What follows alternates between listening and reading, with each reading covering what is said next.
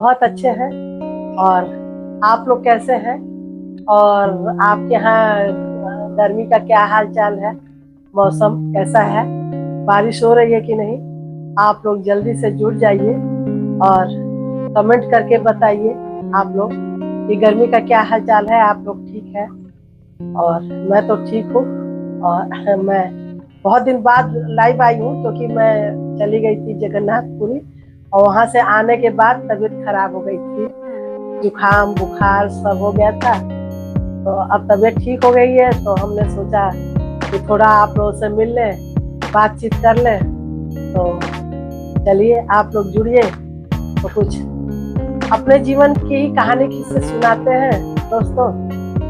तो हम 40 साल पीछे की कहानी सुनाएंगे, पार्ट पार्ट करके सुनाएंगे, क्योंकि बहुत हमारी शादी की कहानियां बहुत इंटरेस्टिंग है। उस जमाने में बहुत से ऐसे लोग अभी जुड़ेंगे जिनको पता भी नहीं होगा कि 40 साल पहले शादियां कैसे होती थी। तो चलिए अब आप लोग जुड़ते रहिए और हम शुरू करते हैं अपना। तो मतलब बलिया से मेरी शादी हुई थी। मेरी ससुराल बलिया है। मेरे पापा बिजली विभाग में अफसर थे, तो गोरखपुर से 1 साल पहले ही बलिया के लिए उनका ट्रांसफर हुआ था। तो हम लोग बलिया में आ चुके थे। और बलिया से मैंने गोरखपुर से मैंने बीए पहला साल गोरखपुर यूनिवर्सिटी से पहला साल किया हुआ था। उस समय बीए 2 साल का ही रहता था। हम लोग के बीए करने के 1-2 साल बाद फिर बीए 3 साल का हुआ। तो हमारा 2 साल का ही बीए था। तो पहला साल गोरखपुर यूनिवर्सिटी से किए थे, फिर मेरे पापा का ट्रांसफर हो गया, तो हम लोग बलिया चले आए। तो बलिया में जो हमारे भाई बहन जो बलिया के होंगे लोग, तो उनको पता होगा सतीश चंद्र डिग्री कॉलेज है, तो उसमें हमारा एडमिशन हुआ था। तो 1 साल बीए फाइनल हमने किया सतीश चंद्र डिग्री कॉलेज से। और उसके बाद पापा शादी ढूंढते रहे, तो फिर अब शादी तय नहीं हुई, तो एमए प्रीवियस में मैंने उसी में एडमिशन ले लिया। एमए प्रीवियस में कर ही रही थी, तब तक शादी मेरी फिक्स हो गई। और कहाँ फिक्स हुई? वो बलिया में ही, सतीश चंद्र कॉलेज के थोड़ा ही आगे। जो बलिया के लोग होंगे उनको पता होगा। तो सतीश चंद्र डिग्री कॉलेज के आगे कदमतर चौराहा बोला जाता है, और कदमतर चौराहा के थोड़ा से ही आगे एक गांव है, वो नगर पालिका के अंदर ही आता है। तो उस गांव में मेरी शादी फिक्स हो गई। तो इंटरेस्टिंग चीजें अब बता रहे हैं गाइस। तो इनके गांव के भी जो लड़के लड़कियां थे ना, वो सतीश चंद्र कॉलेज में ही पढ़ते थे। और हमारा इधर हरपुर मिट्टी है, वहाँ किराए का मकान पापा लिए थे, तो हम हरपुर मिट्टी से पढ़ने आते थे। तो मेरे क्लास में भी इनके गांव की लड़की पढ़ती थी, वो सीनियर थी, वो डबल एमए कर रही थी, और हम लोग का पहला साल था। तो वो जानी नहीं तो शायद मेरी शादी काट दी रहती, क्योंकि तिलक चढ़ने के बाद वो जानी कि इन्हीं से हमारे बबुआ, बलिया में बोलते हैं, हमारे बबुआ की शादी इन्हीं से हो रही है, तब वो जाने। फिर वो तिलक चढ़ने के दूसरे दिन 4 मई को मेरी तिलक थी।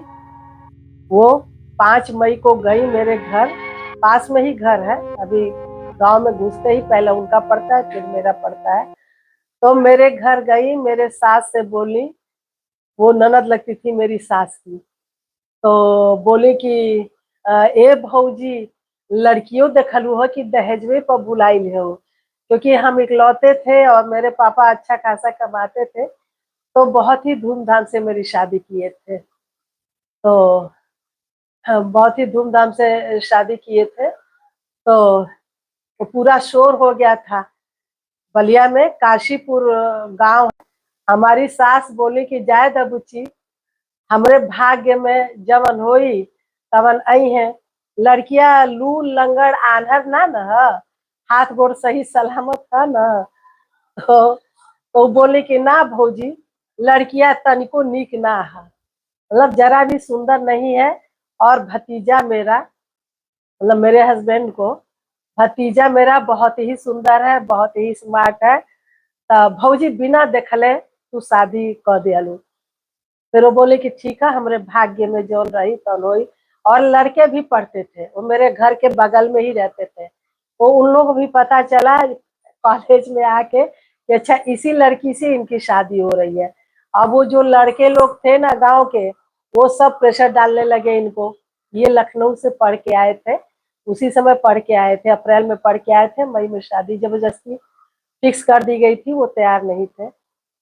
तो वो सब भी कि चलो लड़की दिखा दे, चलो कॉलेज में लड़की को हम दूर से ही दिखा देंगे। तो ये भी नहीं तैयार हुए, पता नहीं जोड़ा लिखा था, संबंध लिखा था, इसलिए ये भी तैयार नहीं हुए। बोले नहीं, अब तो सब कुछ हो गया है और मैं भाग्य पे विश्वास करता हूँ। अब मेरे भाग्य में जो होगा वो मुझे मिलेगा, हम देखने नहीं जाएंगे। तो ऐसे करके फिर, क्योंकि कॉलेज से इस साइड मेरा घर था और कॉलेज से इस साइड इनका घर था, लेकिन मतलब ये नहीं देख रहा है। फिर 8 मई को मेरी शादी हो गई। दोस्तों 8 मई को शादी थी और 8 मई को भी मेरा एमए प्रीवियस का पेपर था, 3 से 6। तो और कॉलेज के जस्ट बगल में भृगु आश्रम है, जो विश्व प्रसिद्ध भृगु मंदिर है, वो सतीश चंद्र कॉलेज के ठीक बगल में ही है। तो 3 से 6 का पेपर था, सरकारी गाड़ियां थी, जीप थी उस समय, सरकारी जीप। पापा कॉलेज छुड़वा दिए, एग्जाम दे रहे थे, उसी समय भृगु मंदिर में इनकी बारात आ गई। बाजा बजने लगा खूब तेज तेज, और मेरा दिमाग सोचिए अब एग्जाम देने में रहेगा कि उधर घबराहट में कि बारात आ गई, दादा आज मेरी शादी हो रही है, कितना ज्यादा मतलब टेंशन होता है। और उस जमाने में, आजकल का जमाना का वो नहीं था कि बहुत ज्यादा खुशी हो रही है कि मेरी शादी हो रही है और हाँ ठीक है, ये है वो है, मिलना जुलना, ये सब तो कुछ भी नहीं था। जो लोग होंगे सन 83 84 85 के, उन लोगों को तो ये सब चीजें पता होंगी। तो अब धुक धुक धुक धुक मन करने लगा, पेपर क्या हुआ क्या नहीं। 6 बजे पेपर छूटा, सरकारी गाड़ी आई लेने। फिर घर गए, घर पहुंचते ही द्वार पूजा लगने का कार्यक्रम शुरू होने लगा। और मेरी दोस्तों किसी तरह से दोस्तें जो मेरी थी सब वहीं आसपास की थी, कॉलेज के आसपास की थी, तो वो सब फटाफट गई बस कपड़े चेंज करके और सब मेरे घर पहुंच गए। उनके पहुंचते ही 7 सवा 7 तक मेरा द्वार पूजा लग गया। तो फिर और पहले जमाने में शादियां ऐसे नहीं होती थी कि शाम को बारात गई और सुबह बारात विदाई करके ले गई। उस जमाने में 3 दिन की शादी होती थी, 3 दिन बारात रहती थी, क्योंकि कहीं आने जाने का कुछ वो नहीं था।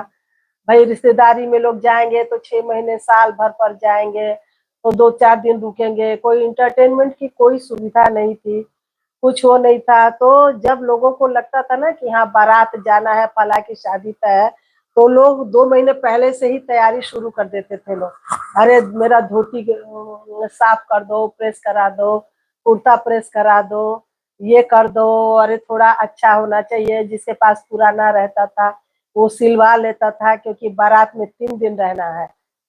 आज आज शाम को बारात पहुंची लड़की वाली के घर, रात का नाश्ता खाना चला, रात में ही शादी हो गई। शादी तो जिस दिन बारात जाती थी उसी दिन हो जाती थी, लेकिन दूसरे दिन खिचड़ी खवाई होगी, खिचड़ी खवाई लोग बोलते थे। तो दूसरे दिन का सुबह का चाय नाश्ता, दोपहर का खाना, शाम का नाश्ता, फिर रात का खाना।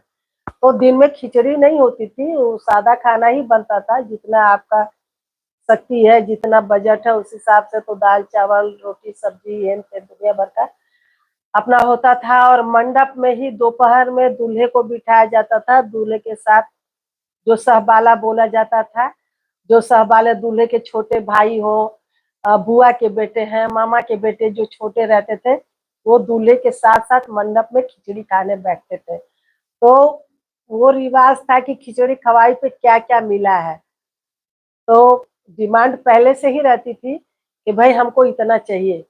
तो दूल्हे को खिचड़ी खवाई पे बिठा के वो 5-6 जो बैठते थे, उनको थाली में खाना दिया जाता था। थाली, कटोरी, गिलास अच्छे से अपना, चाहे जिसकी औकात है तो फूल की थाली दे, जिसके नहीं है वो स्टील की 6 थाली का सेट लगा दे, सबको खाना परोसा जाए। और शर्त थी कि जब तक दूल्हा नहीं खाना शुरू करेगा, कोई भी नहीं खाएगा, चाहे वो सारे सहबाले हो या सारी बारात हो। सब लोग भीड़ लगा के मंडप के चारों तरफ देखते रहते थे कि दूल्हा को क्या क्या खिचड़ी खवाई पे मिल रही है और दूल्हा कब खा रहा है। उसी में अगर दूल्हे की डिमांड तो कम रहती थी, दूल्हे के पिताजी की डिमांड ज्यादा रहती थी, चाचा लोगों की डिमांड ज्यादा रहती थी। अगर दूल्हा कोशिश भी करता था इशारे से कि हाँ आप खा लो, तो उधर से खड़े लोग इशारा करते थे कि अभी मत खाओ। लड़की वालों ने दूल्हे को अंगूठी पहना दी, घड़ी पहना दी, चेन पहना दी, बाइक दे दी, अर्तन बर्तन जो भी है, फ्रिज, टीवी, सॉरी उस समय टीवी और फ्रिज का नहीं था। हमारी शादी के समय टीवी फ्रिज का प्रचलन नहीं था। हाँ, बेड है, ड्रेसिंग है, सोफा है, मतलब हेन तेन जो है उसका रिवाज था। तो दूल्हा दूल्हा तो संतुष्ट हो गया, वो खाना शुरू कर दिया। अब बाद में खिचड़ी खवाई होने के बाद क्लास लगती थी, कह रहे अभी वो ये चीज तुमको मांगना चाहिए था, तुमने मांगा क्यों नहीं, क्यों खाना शुरू कर दिया, अभी वो देते वो सक्षम है। तो ऐसे करके शादी होती थी। खिचड़ी खवाई हो गई दूसरे दिन, फिर बारात ऐसे ही रुकी है। शाम को फिर चाय नाश्ता होगा, रात का खाना होगा, ये 2 दिन हो गया। फिर रात भर बारात रुकी है, तीसरे दिन फिर सुबह में चाय नाश्ता करा के कोई कचौड़ी छोला बनवाएगा, कोई भुजिया कचौड़ी जिलेबी बनवाएगा, मतलब अच्छे आइटम रहते थे। आप पूरी बारात का फिर से तीसरे दिन भी इंतजाम करिए। और फिर बारात मजे से फ्रेश व्रेश होके अपना तीसरे दिन का नाश्ता करके फिर लड़की को लेके बारात विदा होती थी। तो इसमें सोचिए कि मतलब लोगों का इंटरटेनमेंट इतना होता था कि लोगों को बहुत मजा आता था कि अरे चलो हम लोग तो 3 दिन की बारात करके आ गए। अब वहां गांव पहुंच के अब हल्ला शुरू, अरे वो तो ऐसा था, वो तो बहुत अच्छी व्यवस्था किया, जो जैसा जिसको स्वीकार रहता था वो तो भाई बहुत अच्छी व्यवस्था था। 3 दिन कोई कमी नहीं छोड़ा, लड़के को ये मिला, लड़के को वो मिला। और हमारी चूंकि लोकल बारात थी, क्योंकि सतीश चंद कॉलेज के इधर मेरा घर या भृगु मंदिर कह लीजिए, और भृगु मंदिर के उधर इनका घर बराबर दूरी पे था। तो अपना गांव में पूरा शोर हो जाता था। तो शाम को मेरी विदाई तीसरे दिन तक नहीं रुकी थी, मेरी विदाई दूसरे दिन शाम को हो गई। भाई पहले दिन बारात गई, शादी हो गई, दूसरे दिन खिचड़ी खा के लोग बोले कि क्या लड़के वालों ने ही मना कर दिया था कि क्या रुकना है, अब हम लोग विदाई शाम को ही करा ले। तो 5 बजे शाम को ही दूसरे दिन मेरी विदाई हो गई थी। तो 10 मिनट में ही हम ससुराल पहुंच गए। मुझे पूरा रोने का भी मौका नहीं मिला, क्योंकि रोना शुरू किए और तब तक इनका घर आ गया। अब हमें लगा कि भैया ससुराल तक चिल्लाते रोते अगर पहुंचेंगे तो लोग क्या कहेंगे कि पढ़ी लिखी लड़की है और ये क्या वो की है। और वहां पहुंचते ही पूरा शोर हो गया कि भाई सॉरी गाइस, सॉरी अभी जुकाम है। तो शोर हो गया कि अरे इतने बड़े घर की लड़की है, पढ़ी लिखी है, और बाप इसके अफसर हैं, और इतना दहेज दिए हैं कि उस समय पूरे बलिया जिला में शोर हो गया कि मतलब बहुत दहेज मिला है। ये 84 की बात है, 8 मई 1984 की बात है। क्योंकि एक प्रॉब्लम मेरे साथ और हो गई थी कि मेरे पापा बलिया में शादी करना नहीं चाहते थे। हम लोग आजमगढ़ से, मैका मेरा आजमगढ़ में था, तो पापा बोले कि नहीं, मैं बलिया उलिया जैसे हम लोग बहुत सुने नहीं थे। वो तो ट्रांसफर हुआ शायद इसीलिए कि बलिया में मेरा जोड़ा लिखा हुआ था, नहीं तो वो तो गोरखपुर, फैजाबाद, लखनऊ रह चुके थे। तो आजमगढ़ में भी एक शादी मेरी तय कर चुके थे अपने गांव के पास ही। मेरे मैके का जो गांव है उसके पास ही दोहरी घाट, आजमगढ़ वाले लोग सुने होंगे, मऊ वाले लोग सुने होंगे कि दोहरी घाट के पास मेरा गांव है और दोहरी घाट के पास ही वो भी गांव था। वो लड़का डॉक्टर था जो आजमगढ़ में तय थी और ये इंजीनियर थे। मेरे पापा का कहना यही था कि मेरी इकलौती लड़की है और 4 भाई हैं मेरे, मुझसे चारों छोटे हैं, हम लड़की अकेले थे। तो मेरे पापा का यही था कि मेरी अकेली लड़की है और मैं अपनी लड़की की शादी बलिया में नहीं करूंगा, आजमगढ़ में करूंगा और मुझे दान दहेज दे के करना है और इंजीनियर और डॉक्टर से ही करूंगा, क्योंकि उस समय केवल इंजीनियर और डॉक्टर ही दिखते थे लोगों को, बाकी कुछ का भी किसी को पता नहीं रहता था। भले मेरे पापा नौकरी करते थे, ऑफिसर थे, लेकिन उस समय इंजीनियर और डॉक्टर का ही बोलबाला था। तो वो शादी मेरी 1 साल से तय थी। बरक्षा, जिसको फलदान भी बोलते हैं, विधिवत हो चुका था। जितनी उनकी डिमांड थी उतने कैश भी दिए जा चुके थे। शादी के 15 दिन पहले मेरी शादी कट गई वहां से। और किस लिए? एक ही बात थी कि मतलब बरक्षा के फलदान के जितनी डिमांड थी दहेज उनको दे दिया गया था और बाकी चीजें तिलक पे देनी थी। लेकिन लड़के के जो पापा थे उनकी डिमांड थी कि आप जो भी तय किए हैं दहेज, जैसे बुलेट मोटरसाइकिल थी, 10 तोला सोना था और घर भर का कपड़ा लत्ता, ये तो अपना सब लोग देते ही हैं शौक से, और मेरे पापा माँ का तो बहुत ही ज्यादा शौक था। तो अपना लड़के के बाप यही बोल रहे थे कि आपको जो भी देना है आप तिलक से पहले मेरे घर भिजवा दीजिए और पूरे खानदान का, जितना मेरा खानदान है, जूता मोजा से लेके सूट तक, टाई तक, टोटली आप तिलक से पहले भिजवा दीजिए कि वही सिलवा के मेरा पूरा खानदान तिलक वाले दिन पहनेगा। सॉरी गाइस, वो थोड़ा जुकाम से ना वो है। तो मेरे पापा बोले कि मैं ये नहीं करूंगा, मैं तिलक से पहले तो कुछ भी नहीं दूंगा, क्योंकि हमारा भी समाज है, हमारे नात रिश्तेदार है, हमारे लोग बात क्या देखेंगे, आपके गांवपुर के लोग क्या देखेंगे। भाई अगर मैं पहले दे दूंगा तो क्या लोग देखेंगे कि लड़की वालों ने क्या दिया है, आप तो वही सिलवा के पहनेंगे। बुलेट भी कह रहे थे पहले दे दीजिए। मेरे पापा बोले कि मैं ये नहीं करूंगा। अब बात यहीं पे फंस गई। 15 दिन पहले ही वहां भी 8 मई को ही तय थी, 2 मई को तिलक था, 8 मई को शादी। मेरा दूसरे नंबर का भाई जो चकबंदी में अधिकारी है यहाँ गाजियाबाद में, और पापा मेरे बलिया में चौक में निकल चुके थे। उस समय डालडा चलता था, तो डालडा खरीदने और कार्ड छपवाने के लिए मेरा जो भाई और पापा चौक में निकल चुके थे। तीसरे नंबर का भाई जो कि वो भी अभी दिल्ली में ही है, तो वो बस से गांव निकल चुका था सबको तैयार करने के लिए कि भाई इस दिन को दीदी की शादी है और आप सभी लोग तैयार रहिएगा, मैं बस लेके आऊंगा और चारों तरफ मऊ, आजमगढ़, दोहरी घाट जो भी रिश्तेदारियां हैं, मैं बस में भर के सबको एक ही दिन ले जाऊंगा। तो गांव के लिए जा चुका था, क्योंकि उस समय फोन उनकी कोई सुविधा नहीं थी कि सूचना दिया जाए। तो चौक में मेरे पापा और भाई पहुंचे ही थे कि उन लोग शाही लिखते थे, हम लोग राय हैं, हमारे मैके वाले राय लिखते हैं, हम लोग राय ही हैं, लेकिन अलग अलग जगह वो शाही लिखते थे। यहाँ बलिया से, बिहार से जुड़े हैं लोग, ये सब बिहार से बलिया पहुंचे हैं, तो इन लोग सारे टाइटल लगाते हैं। हमारे ससुराल वाले पांडे भी लगाते हैं, मिश्रा भी लगाते हैं, ठाकुर भी लगाते हैं, सिंह भी लगाते हैं, राय कोई नहीं लगाता है।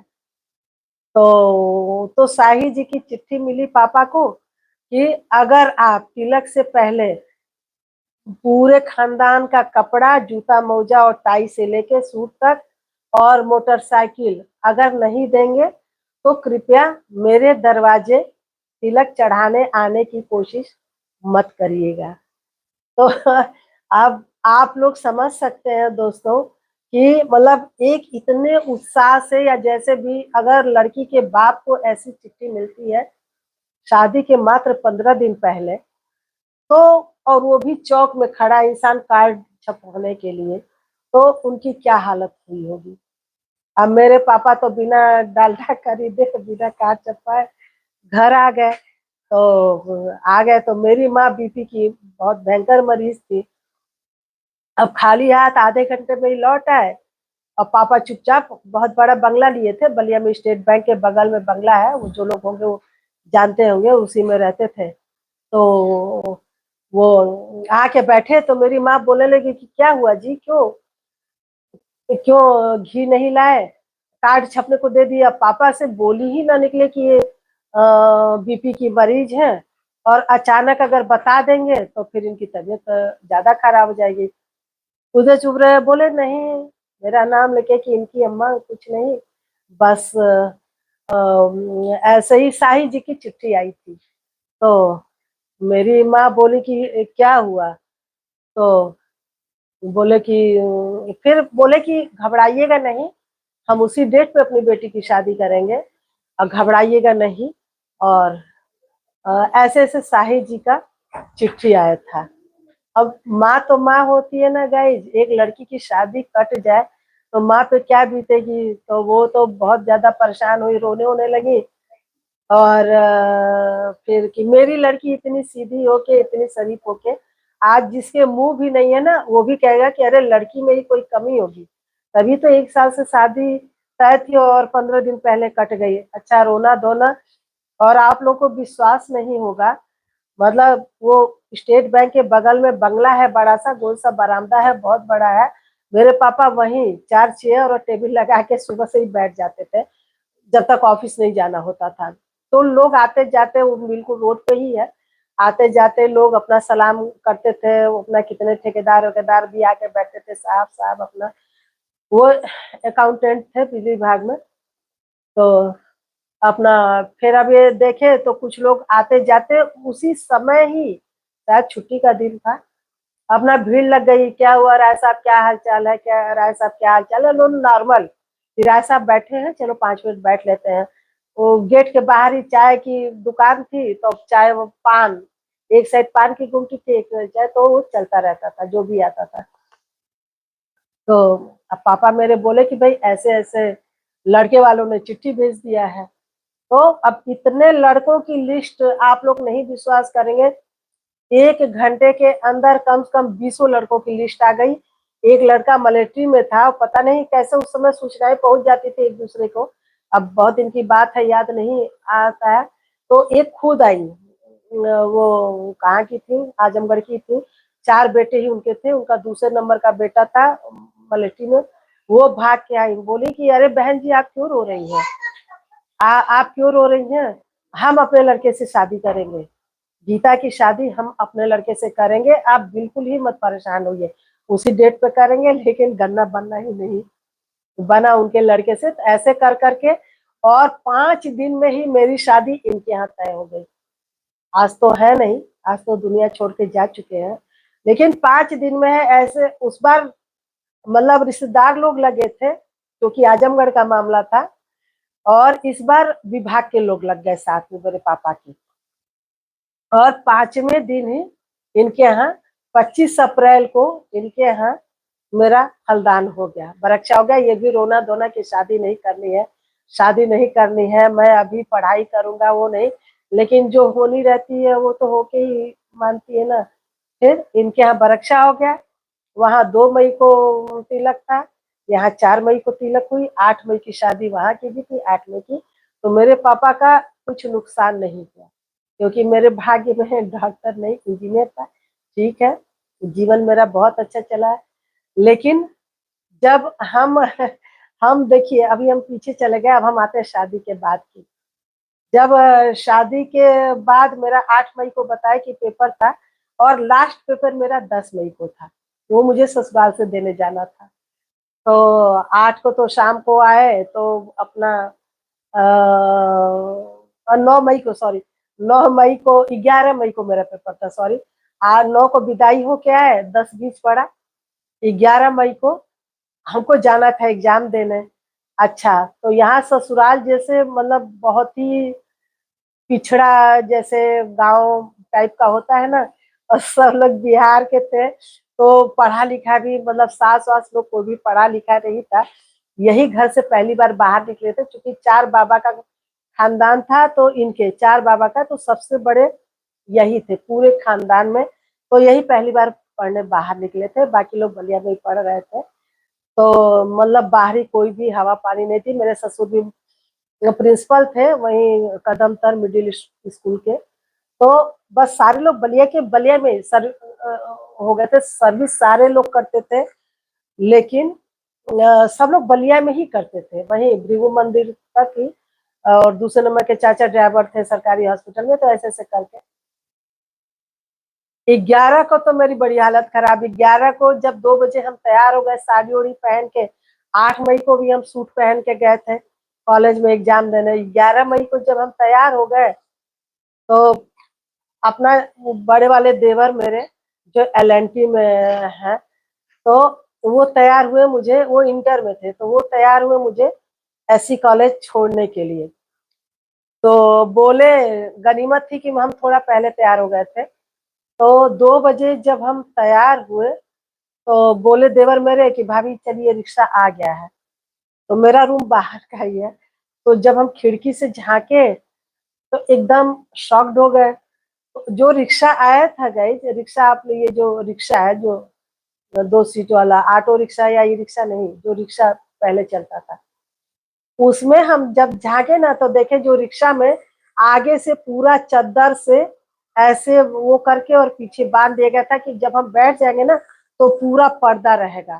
पहले वाले लोग अगर हमको देख रहे होंगे लोग ना, तो उन लोग देखे होंगे वो चीज कि पहले नई दुल्हन वगैरह आती थी, तो उनको रिक्शा बुला के और पूरा चद्दर से ऐसे चारों तरफ से ढक दिया जाता था। हम बैठेंगे तो मेरा पैर तक भी नहीं दिखेगा। तो जब हम देखे ना है कि रिक्शे पे ओहार बोलते ओहार पड़ गया है, तो हम कुछ नहीं बोले। ये तो मतलब अभी थोड़ा शर्माते थे। तो देवर को बुलाए, हमने कहा हम एग्जाम नहीं देंगे। तो वो बोले कि क्यों, क्या हो गया? तो हमने कहा कि ये रिक्शे पे ये ओहार डाल के तो हम नहीं जाएंगे एग्जाम देने, क्योंकि अभी परसों का एग्जाम हम सूट पहन के ऐसे ही सिंपल हम उस कॉलेज में एग्जाम दिए हैं, और 2 साल से हम उस कॉलेज में पढ़ रहे हैं। और एक दिन बाद ही हम एक तो साड़ी पहने, सर पे पल्ला रखे, और ऊपर से ये रिक्शे पे ओहार डाल के जब हम रिक्शे में से उतरेंगे, तो कॉलेज के लड़के लड़कियां क्या बोलेंगे भाई कि ठीक है शादी जहाँ हुई हुई है, अब ये कॉलेज में हम रिक्शे पे ओहार डाल के और हम निकल रहे हैं, हम तो वहां तमाशा बन जाएंगे। तो फिर हम बोले कि नहीं, हम ओहार डाल के तो एग्जाम देने नहीं जाएंगे, हम एग्जाम नहीं देंगे। ठीक है, मेरा 1 साल बर्बाद होगा। तो ये देवर मेरे बड़े वाले उसमें ये बहुत ही सहयोग करते थे मेरा। फिर ये अपनी माँ को बोले कि अम्मा वो पर्दा हटा दीजिए। वो गुस्साने लगे, हाँ अभी लास्ट में हम लोग का घर है, और रिक्शा जाएगा तो पूरा गांव इनको देखेगा, पूरा गांव देखेगा। और क्या लोग कहेंगे कि अभी एक दिन की आई हुई दुल्हन और ऐसे जा रही है। बोले कि वो ठीक है, कहने दीजिए, वो घूंघट निकाले रहेंगी ना, घूंघट निकाले रहेंगी। लेकिन वो ठीक है, देखने दीजिए, गांव वाले जो बोलेंगे बोलेंगे। तो हमारे देवर आजकल इंजीनियर है LNT में, वहाँ पे है आजकल सूरत में। तो वो फिर पर्दा हटवाए, फिर हम एग्जाम देने गए। और जैसे हम कदम चौराहा पार किए, हमने अपना सर से पल्ला वल्ला सब हटा लिया कि भाई अब सारा कॉलेज के लोग तो इधर ही से जाते आते हैं, ठीक है अब गांव निकल गया। फिर हम गए कॉलेज, एग्जाम दिए। और शाम को मेरे मायके वाले सब भृगु मंदिर में पहुंचे थे। मेरी माँ राजस्थान से, मौसी की बेटी गई थी, बड़े पिताजी की लड़कियां, मेरी बुआ, सब भृगु मंदिर में पहुंचे थे। एक ही दिन बाद की मेरी बेटी मतलब एग्जाम देके तो मिल के तो जाएगी। तो ये तो हो गया एग्जाम का समय। तो ऐसे हुआ। और बाकी गाइस, मेरा ससुराल में क्या क्या हुआ वो भी बहुत ही ज्यादा इंटरेस्टिंग है। और अब चलिए, आधे घंटे का ही लाइव था, तो हम लाइव को एंड करते हैं। और आप लोग जुड़िए, कमेंट करिए, अगर हमारी ये कहानी खुद की कहानी अगर आप लोग को अच्छी लगी हो तो कमेंट करिएगा दोस्तों। और कुछ पूछना है तो पूछिएगा, कमेंट करिएगा। इसका सेकंड पार्ट हम अगले लाइव में बताएंगे आप लोगों को, और जरूर सुनिएगा गाइस, क्योंकि बहुत ही इंटरेस्टिंग है। ऐसा किसी का इंटरेस्टिंग शादी के बाद ससुराल में नहीं हुआ होगा। हम आप लोग को अपनी ही कहानी सुना रहे हैं। तो सेकंड पार्ट में जब लाइव आएंगे तो फिर हम आप लोग को एक दिन पहले ही बता देंगे। तो आप लोग जुड़िएगा। वीडियो अच्छी लगी होगी तो लाइक कमेंट शेयर करिएगा, फॉलो करिएगा। और हाँ, एक बात और बोलनी है कि कल 7:30 से 8 के बीच में हम कल से सावन शुरू हो रहा है, तो 7:30 से 8 के बीच में शंकर जी के मंदिर में जल चढ़ाते हुए लाइव आएंगे। और आप जितने लोग भी जुड़ जाएंगे तो लाइव में जुड़िएगा। हम सबको एक साथ लेके शंकर जी की पूजा करेंगे, जल चढ़ाएंगे, फूल माला चढ़ाएंगे और आरती भी गाएंगे। ऐसे तो हम इस समय कलकत्ता में है, सोसाइटी में ही मंदिर है शंकर जी का। कई वीडियो भी हमने बनाई है तो आप लोगों ने देखा होगा। तो कल तो पहला सावन का सोमवार है, तो भीड़ भी मंदिर में बहुत होगी। तो हम कोशिश करेंगे कि आप सभी को साथ में लेके जल चढ़ाएंगे, फूल माला चढ़ाएंगे, आरती गाएंगे। तो आप लोग जरूर जुड़िएगा।